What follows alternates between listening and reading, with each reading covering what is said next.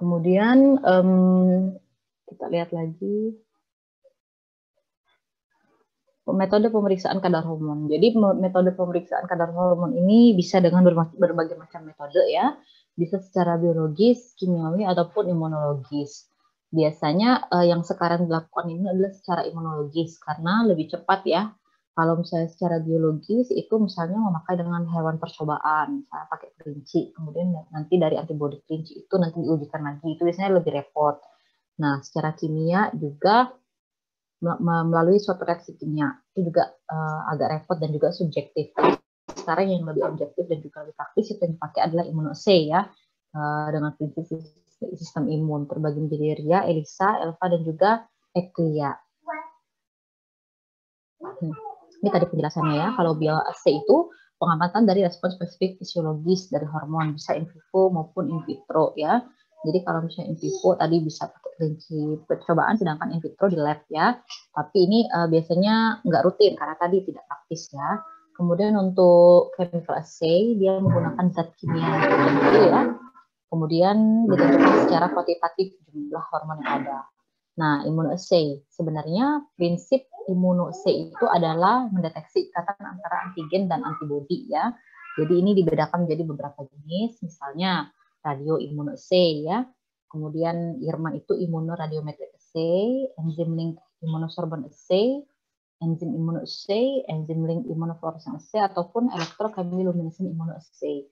Yang banyak kita temukan di dalam lab-lab klinik, laboratorium klinik adalah ELISA dan juga EIA. Jadi biasanya memang pakai enzim rata-rata ya, tapi untuk beberapa laboratorium yang lebih besar atau rumah sakit yang lebih besar itu bisa pakai ECLIA karena ECLIA itu lebih sensitif, dia pakai electrochemiluminescent assay. Ini adalah tes untuk mendeteksi antigen dan antibodi ya dengan menggunakan ELISA dan juga EIA. Prinsipnya sama, yaitu dengan penambahan enzim. Enzim tersebut nanti mengkatalisis substrat sehingga terjadi perubahan warna. Jadi kalau misalnya prinsip ELISA itu dia ada kitnya ya, di masing-masing kit ELISA itu ada antigen yang sudah dikasih sesuai dengan tujuan pemeriksaan kita mau periksa apa ya. Kemudian antibodi terhadap enzim, antibodi yang mengandung enzim ya, antibodi yang mengandung enzim konjugat itu akan berdekatan dengan antigen dan kemudian akan terjadi interaksi antara substrat dan enzim yang akan menghasilkan perubahan warna.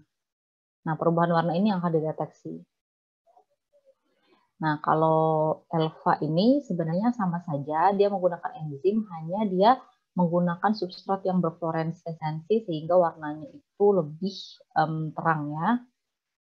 Nah, ini ECLIA. ECLIA ini sendiri menggunakan emisi atau pancaran cahaya oleh produk yang distimulus oleh suatu reaksi kimia atau kompleks cahaya. Jadi di sini sebenarnya dia lebih sensitif karena dia pakai sistem elektro sehingga pancaran cahaya sedikit mungkin itu dapat langsung dideteksi oleh alatnya ya.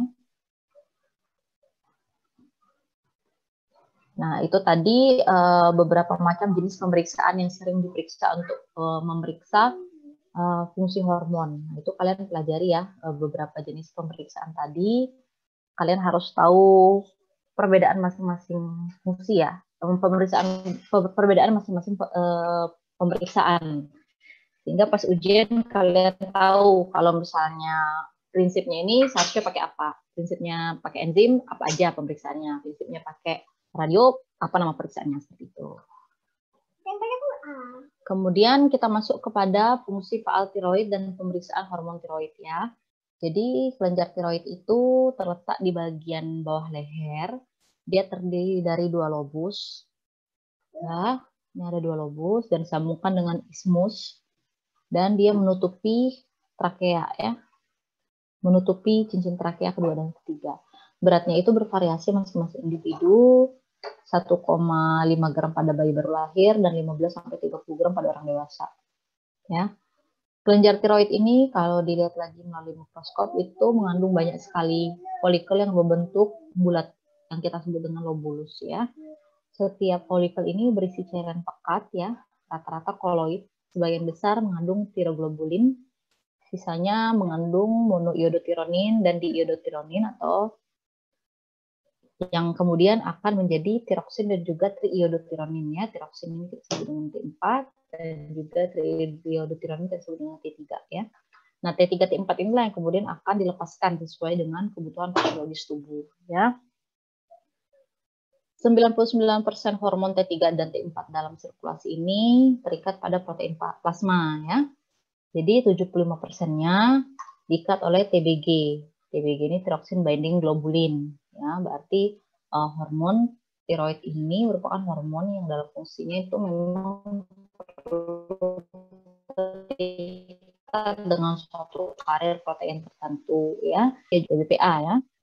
TBG ini dia punya afinitas yang tinggi terhadap T4, jadi dia mudah berikatan dengan T4 namun agak rendah terhadap T3 ya. Nah, sebagian kecil dari T4 dan T3 ini beredar di dalam keadaan bebas tanpa ada carrier protein. Ini kita sebut dengan free FT3, free T3 dan free T4 atau FT4 ya.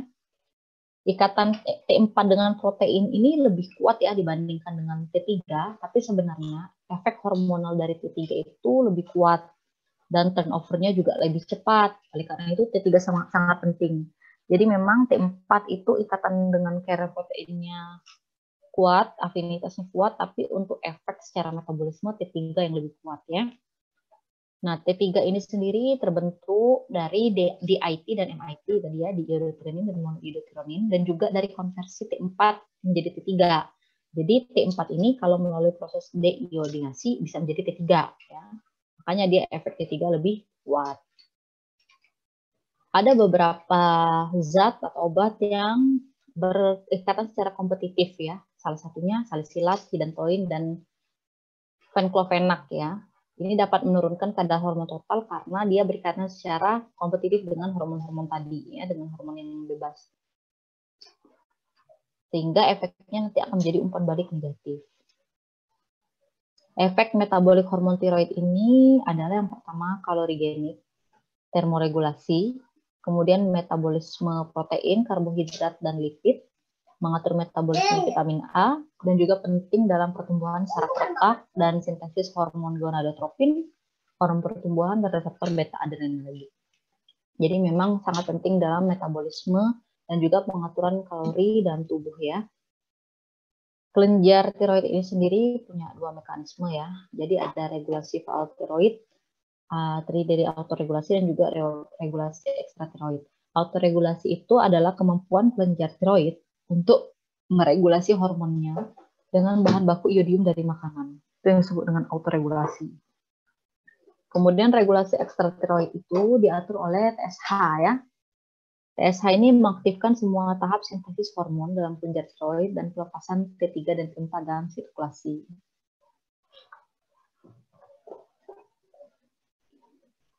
Nah, ini merupakan suatu mekanisme pengaturan atau regulasi faal tiroid ya. Di sini kita punya thyroxine thyroid releasing hormone ya, TRH. Kemudian di sini kita punya thyroid stimulating hormone. Seperti kita ketahui, TRH ini dia disekresikan oleh hipotalamus, sedangkan TSH disekresikan oleh hipofisis ya. Di sini TRH akan mengirim sinyal dengan TSH untuk dapat TSH ini keluar. Pengeluaran dari TSH yang diregulasi oleh hipofisis ini kemudian akan menstimulasi tiroid untuk mengeluarkan T3 dan juga T4. Nah, T3 dan T4 ini apabila dia sudah kebanyakan di dalam darah, dia akan mengirimkan umpan balik negatif terhadap hipofisis agar pengeluaran TSH itu disedikitkan, dipersedikit atau dikurangi.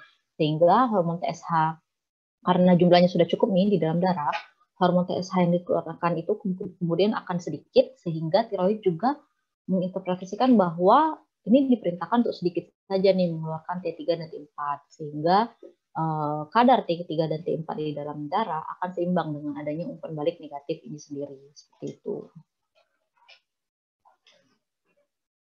Sebagian juga bisa mengirim langsung pada TRH ya, agar TRH juga mengurangi sekresinya untuk memicu TSH keluar. Proses sintesis dan sekresi kelenjar tiroid ini ya dikontrol secara langsung oleh TSH dan secara tidak langsung oleh TRH. Mengapa? Karena TRH tadi akan menstimulasi TSH dulu nih untuk bisa mengontrol si tiroid. Ketika free T3 dan juga free T4 ini dalam plasma naik, maka akan terjadi umpan balik pada hipofisis sehingga sekresi TSH turun, T3 T4 turun. Ya, sedangkan untuk free T3-nya dapat talamus sehingga sekresi TRH turun.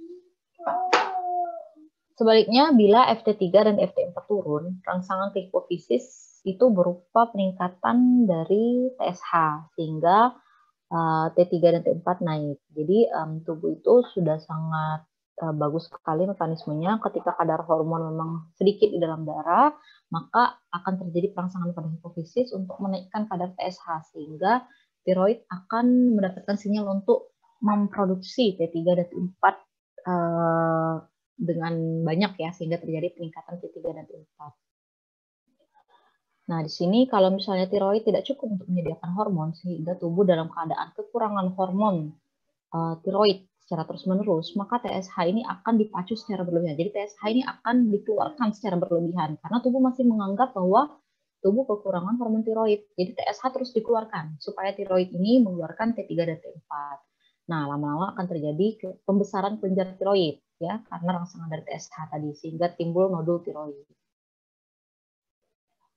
Uji laboratorium fungsi tiroid itu terbagi menjadi 3 ya. Yang pertama, pemeriksaan hormon tiroid dalam darah.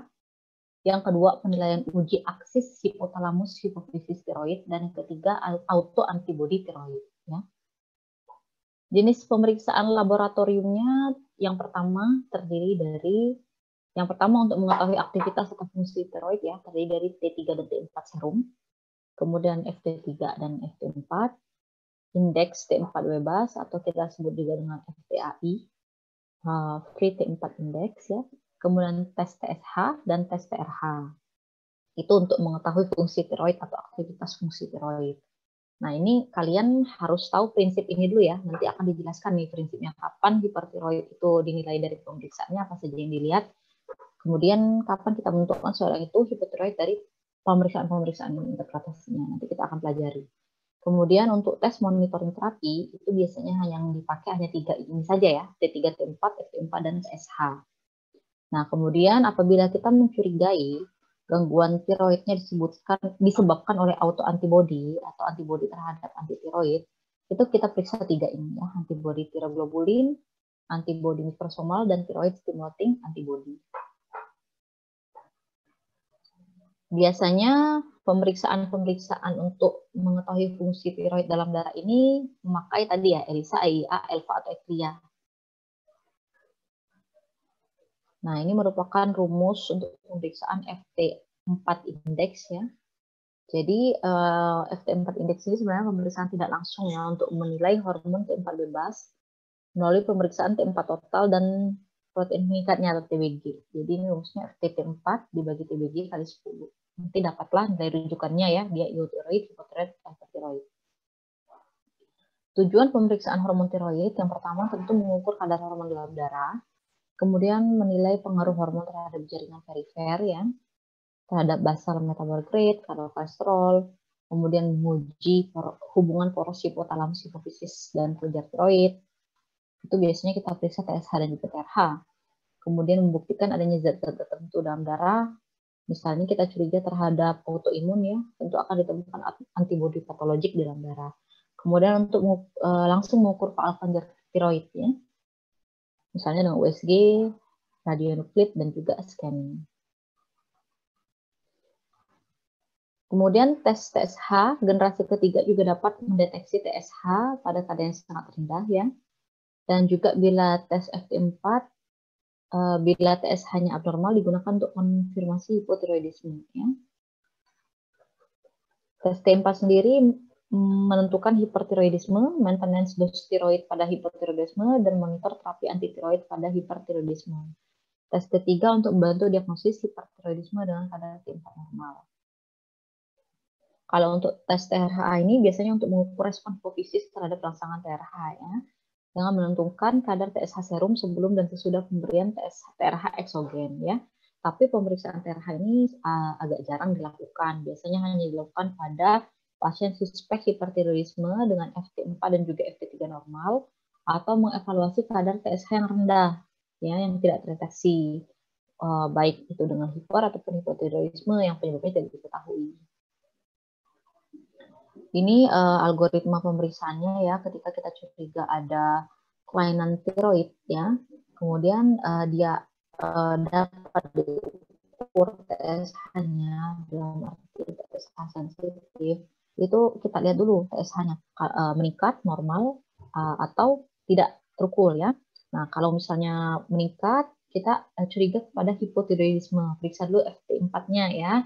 Kalau FT4-nya normal, bisa jadi hipotiroidisme subklinis. Kalau FT4-nya menurun, bisa jadi hipotiroidisme yang nyata. Kemudian kalau tak terukur, kita curigai apakah dia ini hipertiroidisme, kita cek dulu FT4-nya. Kalau meningkat, kemungkinan hipertiroidisme. Ya. Kalau normal, kita periksa lagi FT3-nya. Kalau normal, kemungkinan hipotiroidisme subklinis. Kalau meningkat, kemungkinan hipertiroidisme. Nah, ini sebenarnya urutan tes saring untuk fungsi tiroid ya. Jadi kita periksa dulu TSH-nya, baru kita periksa FT4-nya, baru FT3-nya. Ini sebenarnya untuk tes saring saja fungsi tiroid. Untuk diagnosis nanti melibatkan T3 dan juga T4 juga. Ya. Ini ada beberapa faktor yang mempengaruhi interpretasi hasil pemeriksaan ya.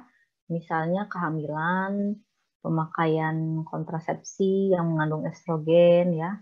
Kemudian pemakaian obat-obatan yang berkaitan secara kompetitif dengan hormon tiroid. Kemudian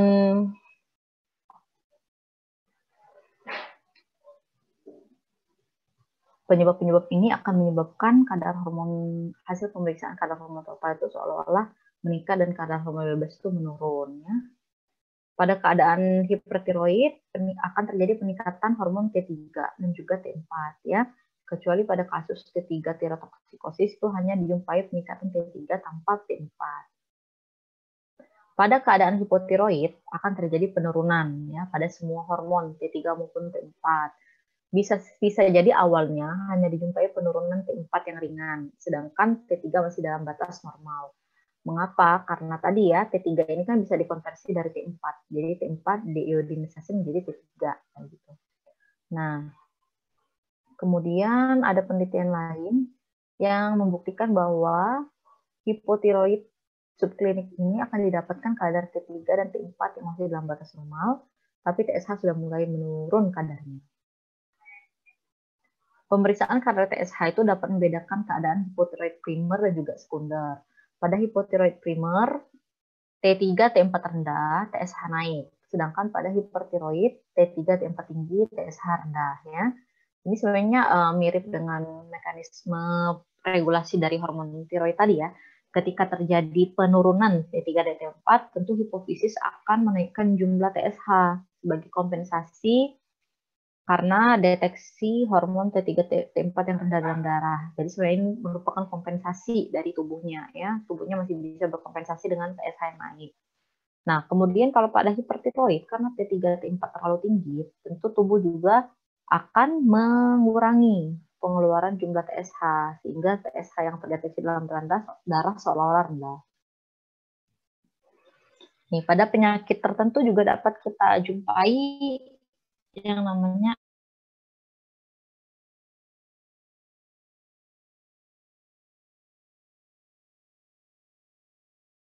euthyroid syndrome. Nah, T3-nya rendah, namun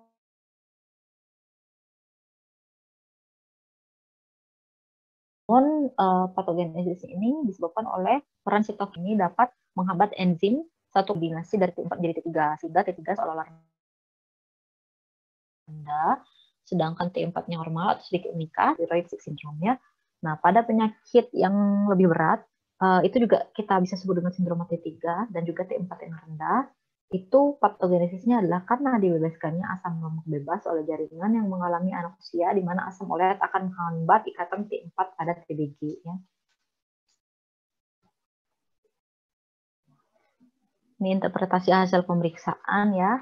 Ini yang harus kalian pahami ya, karena kalian sebagai dokter umum nanti kalau lihat hasil laboratorium kalian bisa menentukan ya sesuai tentunya setelah anamnesis dan pemeriksaan terlebih dahulu ya. Ya anamnesis, pemeriksaan fisik, pemeriksaan penunjang, hasil lab, kalian bisa tahu oh ini loh hipotiroid, ini hipertiroid, gejalanya sesuai seperti itu. Dari interpretasi hasil ini ya, dia disebut eutiroid bila semuanya normal. T4, FT4, T3, dan TSH semuanya normal. Kalau misalnya disebut hipotiroid, namanya juga hipo ya, hipo itu kan rendah. Jadi semuanya rendah kecuali TSH. Jadi kalian harus ingat fisiologis dari hormon tiroid tadi ya. Ketika T3, T4 rendah dalam darah, tentu TSH akan diproduksi dengan banyak untuk menstimulasi peningkatan kadar T3, T4. Jadi pada hipotiroid semuanya turun, T3, T4, FT4-nya turun, tapi TSH-nya naik. Pada hipertiroid kebalikannya, T3, T4, FT4-nya naik, tapi TSH-nya turun. Seperti itu. Salah satu penyebab kelainan fungsi tiroid adalah autoimun ya. Jadi salah satu penyakit autoimun yang ditemukan pada kelenjar tiroid kita kenal juga dengan sebutan tiroiditis Hashimoto ya, atau penyakit Graves.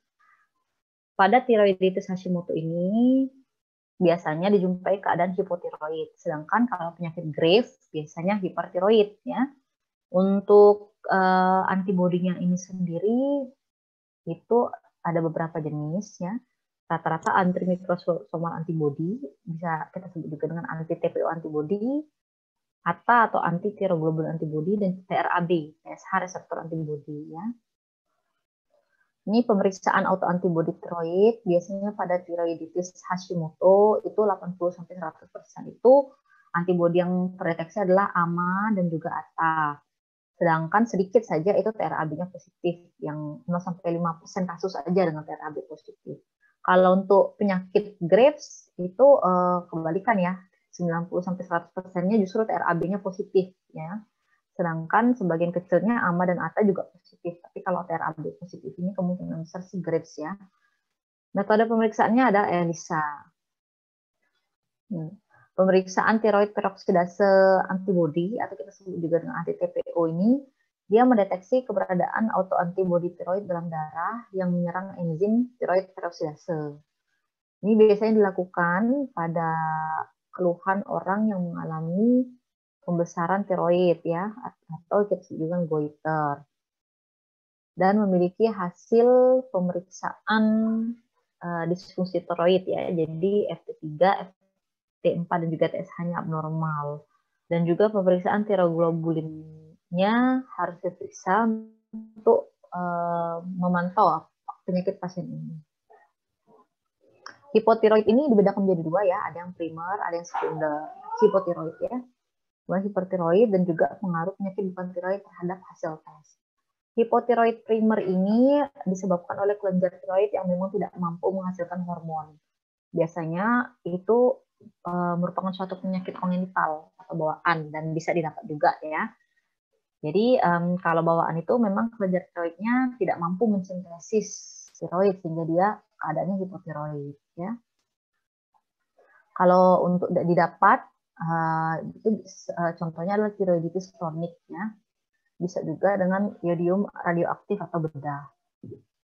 Pada pemeriksaan laboratorium akan kita jumpai penurunan T3, T4, dan peningkatan TSH. Jadi interpretasi pemeriksaan laboratoriumnya ini mirip hipotiroid pada umumnya ya. Gejalanya gangguan pertumbuhan dan keterbelakangan. Untuk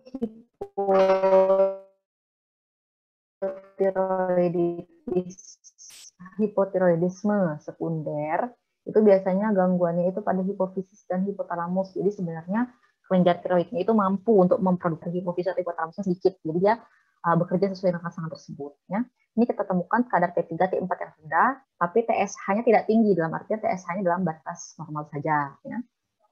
Ini untuk mengetahui juga dilakukan tes TRH untuk melihat apakah sebenarnya kemampuan produksi TSH yang rendah itu emang karena gangguan pada kelenjar hipofisisnya, apakah karena memang hormon TRH yang disekresikan sedikit. Jadi memang perlu dilakukan uji tes TRH juga. Ini ya, hipotiroidisme ya. Jadi hipotiroidisme itu dibedakan menjadi yang primer ya, sekunder ya, sentral kita sebut sentral, terbagi menjadi sekunder juga tersier ya, di mana hipotiroidisme primer itu yang memang kelenjar tiroidnya yang bermasalah ya. Tapi hipotiroidisme sekunder itu kelenjar hipofisisnya yang bermasalah ya. Ini kita lihat TSH-nya normal biasanya atau rendah, dan untuk hipotiroidisme tersier itu biasanya letaknya di hipotalamik. Jadi memang sekresi hormon TRH-nya sedikit ya. Pada pemeriksaan kita akan jumpai TRH-nya sedikit. Kalau karena sebab lain, bisa jadi karena efek farmakologis, defisiensi iodium, resistensi perifer, dan lain-lain. Nah, ini untuk diagnosis ya. Kalau misalnya untuk diagnosis, biasanya kita pakai algoritma ini ya. Jadi misalnya serum FT4, sebenarnya bukan hanya FT4 ya, T3 dan T4 juga dilihat kan, dan juga TSH. Jadi ketika semuanya normal, itu dikategorikan sebagai eutiroid. Apabila T3, T4, FT4-nya menurun, sementara TSH-nya meningkat, itu kita kategorikan sebagai hipotiroidisme primer. Sedangkan kalau FT4-nya turun, TSH-nya normal atau turun, nah ini kita bisa klasifikasikan kepada hipotiroidisme sekunder ya. Lalu dilakukanlah tes TRH. Apabila responnya berlebihan, maka hipotiroidismenya primer. Tapi apabila responnya normal, lesinya ada di hipotalamik. Namun apabila tidak ada respon, bisa jadi lesinya pada kelenjar pituitari atau hipofisis. Selanjutnya adalah hipertiroidisme. Hipertiroidisme itu terdapat pada beberapa penyakit, contohnya diffuse toxic goiter, toxic multinodular goiter, solitary toxic nodule, dan tiroiditis. Biasanya ditemukan kadar T4 dan FT4 yang meningkat, dan dapat juga dijumpai T4 dan FT4 normal, tapi T3 meningkat ya. Biasanya ini pasca terapi iodium radioaktif atau bedah.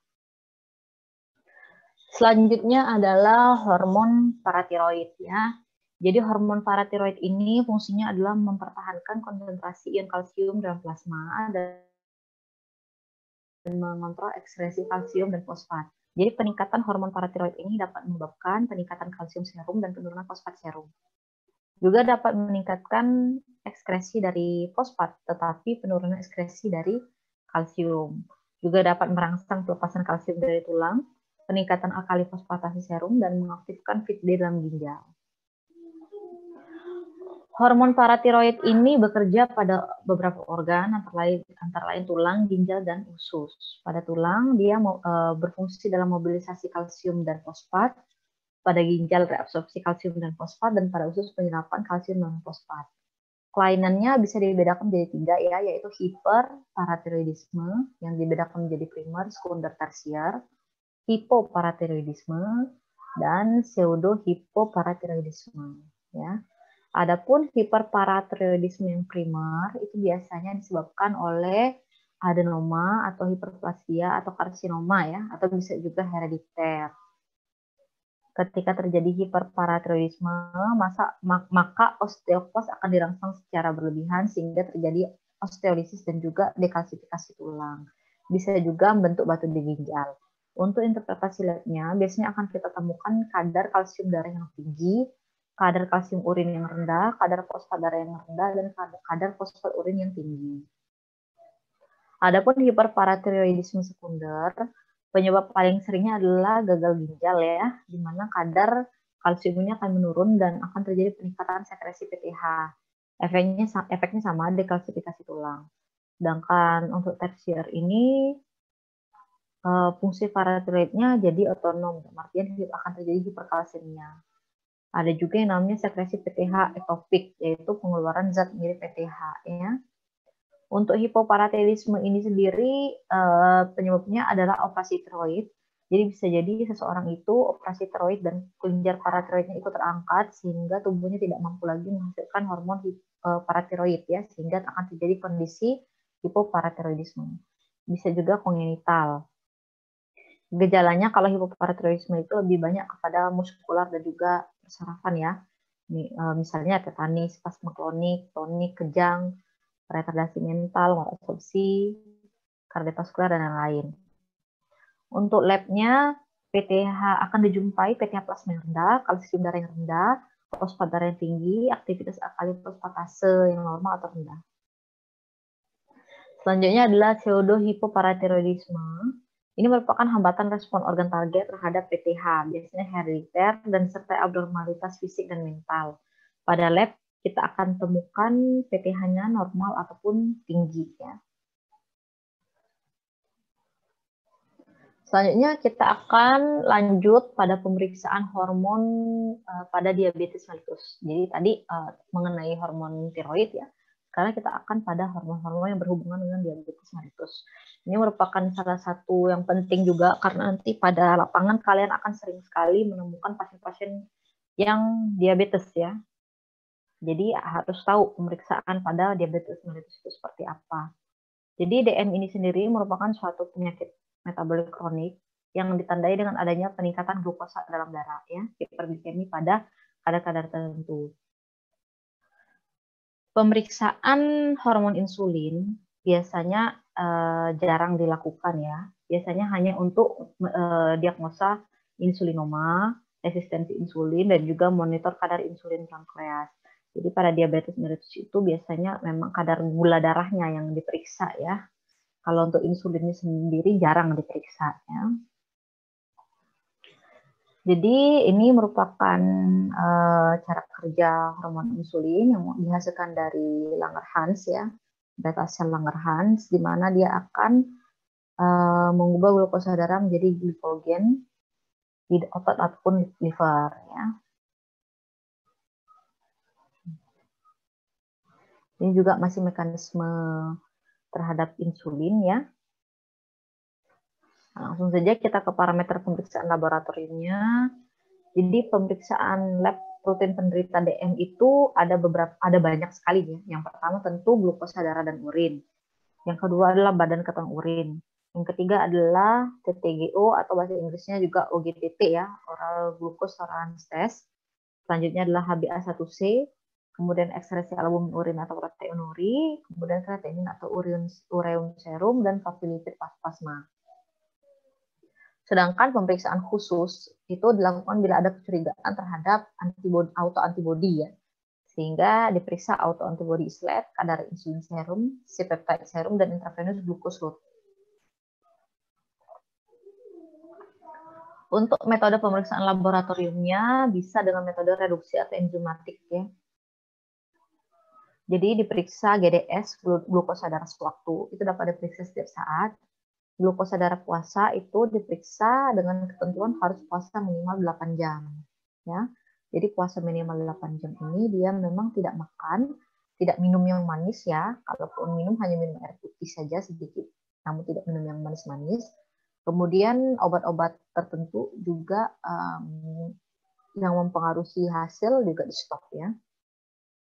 Kemudian ada yang namanya GDPP. GD2PP ini glukosa darah 2 jam postprandial. Jadi kita kasih perlakuan ya, diperiksa 2 jam setelah makan 1 porsi makanan. Ada lagi yang namanya TTGO. TTGO ini yang tadi OGTT ya, tes toleransi glukosa oral. Jadi diberi glukosa 75 gram, ada yang 100 gram, kemudian 2 jam selanjutnya diperiksa. Kemudian HbA1c. HbA1c itu merupakan suatu komponen Hb yang terbentuk dari reaksi non-enzimatik antara glukosa dengan N-terminal-valin rantai B HbA dengan ikatan amidin. Nah, proses metode pemeriksaan HbA1c ini dengan menggunakan ion exchange chromatografi, HPLC, elektroforesis, dan immunoassay. Ini skema pemeriksaan DM tipe 2 dan juga prediabetes ya, di mana kalau misalnya kadarnya itu sudah di atas 6,5 HbA1c itu kita kategorikan sebagai diabetes. Namun kalau kadarnya itu 5,7 sampai 6,4 masih prediabetes. Tapi kalau di bawah 5,7 ya masih 5 atau di bawah 5 itu normal. Kalau pada keadaan diabetes, glukosa puasa atau GDP-nya juga 126 ke atas ya. Sedangkan GDS-nya 200 ke atas. Pada kondisi prediabetes GDP-nya 100 sampai 125, sedangkan glukosa sewaktunya 140 sampai 199. Kalau pada normal itu di bawah semua. Ada lagi pemeriksaan glycated albumin. Jadi glikosilasi itu merupakan ikatan molekul gula ya, seperti glukosa pada lipid atau protein seperti albumin. Kemudian albumin terglikosilasi merujuk pada albumin yang telah berikatan dengan glukosa. GA ini akan menurun pada saat kadar gula menurun dan meningkat pada saat kadar gula meningkat. Ya, biasanya untuk monitor terapi. Pemeriksaan selanjutnya adalah pemeriksaan C-peptide. C-peptide ini merupakan peptida yang dilepaskan dari sel beta pankreas dan terbentuk selama konversi proinsulin menjadi insulin. Ya. Insulin dan peptida dibentuk dalam jumlah yang sama dan dilepaskan ke sirkulasi melalui vena porta. Kadar C-peptida merupakan indikator yang dapat dipercaya untuk fungsi sel beta dan sekretory pankreas. Biasanya diperiksa dengan ELISA dan RIA dengan nilai rujukan 0,51 sampai 2,72 nanogram per mililiter. Biasanya pada DM tipe 1 lebih rendah. Selanjutnya adalah pemeriksaan benda keton ya.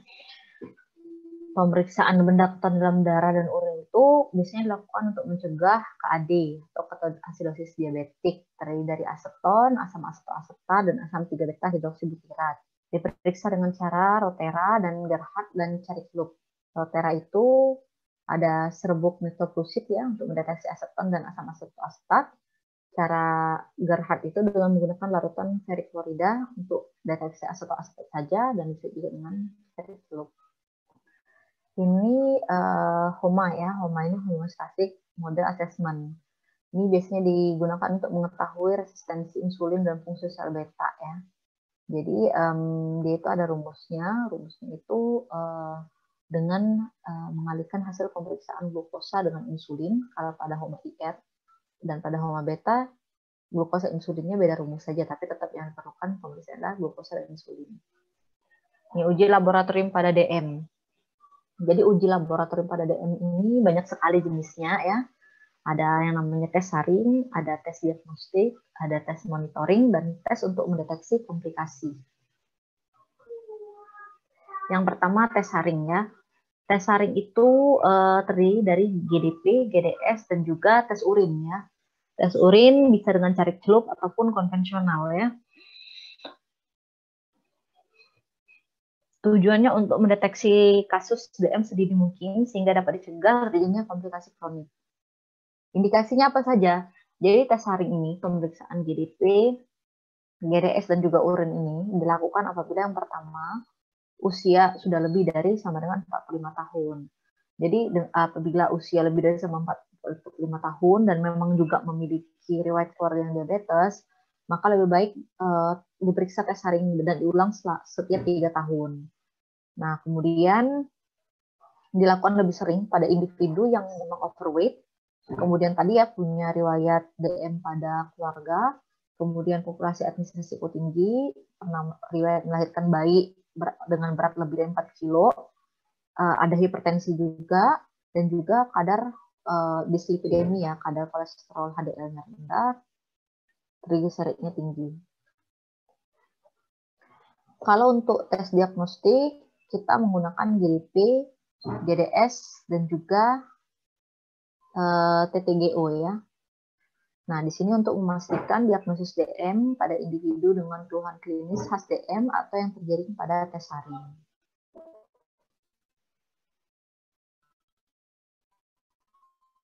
Jadi kalian harus menggunakan tes diagnostik. Jadi nanti mungkin misalnya pada soal akan disebutkan misalnya ada orang kriterianya A, B, C, D. Kira-kira bagusnya digunakan tes apa ya? Nah, seperti itu. Kira-kira soalnya ingat ya.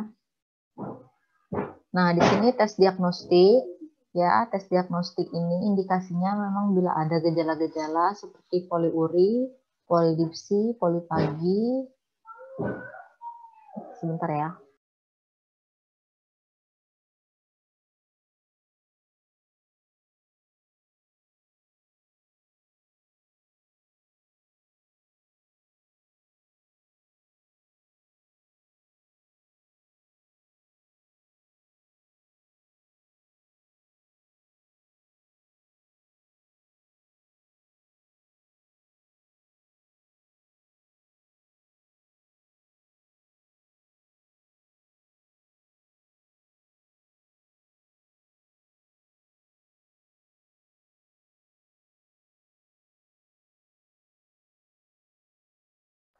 Ya, maaf ya tadi agak terpotong. Jadi indikasi pemeriksaan tes diagnostik pada DM ini yang pertama bila sudah ada gejala, misal poliuri, polidipsi, polifagi, lemah, penurunan berat badan.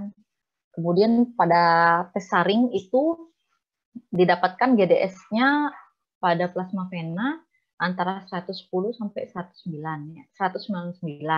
Pada GDP-nya juga kita dapatkan 110 sampai 125. Kemudian tes urin glukosa atau reduksinya positif. Jadi kita lanjutkan dengan tes diagnostik.